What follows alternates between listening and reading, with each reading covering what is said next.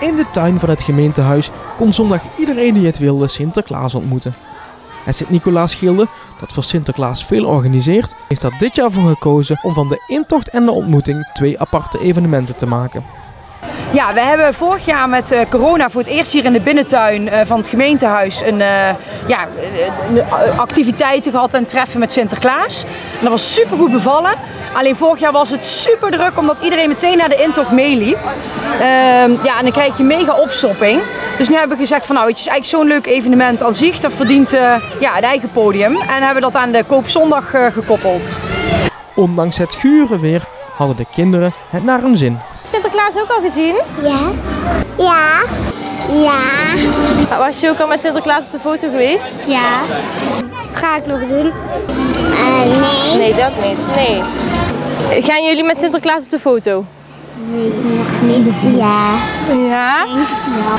En had je ook al pepernoten gekregen? Heel veel. Zitten die al in jouw buik? Laat ze maar zien. Wat zijn ze? Oeh, dat zijn er wel veel. Ik zie het. Een pepernoot. Is die ook lekker? Ja. Lust je die? Ja. Pepernoten. Laat eens zien, hoeveel zitten erin?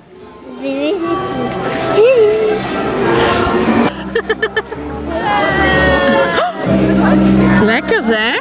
Ja. Heb je wel je schoen gezet dan al een keer? Zat er ook iets in? Ja. Wat dan? 2 keer schoencadeautjes. Ja. En pepernoten en chocoladeletter. Heel veel snoepjes hoor ik. En zijn ze al op? Niet allemaal. Nee, dan krijg je buikpijn hè? Vandaag getekend op zo'n prikblok. Oké. Zo zag het van jouw schoen. Geen tas. Een nieuwe gymtas? Geen huishoud. Ja. Wat dan? Dinosaurus.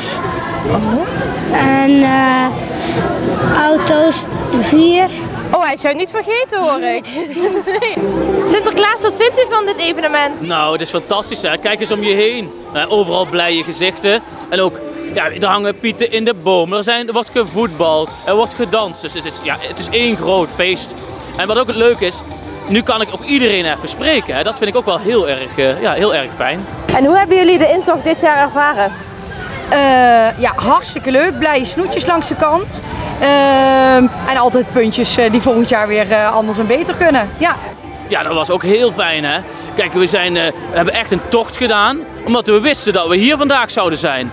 Dus we moeten ook naar andere dorpen. Dus nee, ik vind het in combinatie is het gewoon heel fijn om hier te zijn in Venray. Ja, ik ben heel blij. Heel goed. Echt goed hoor.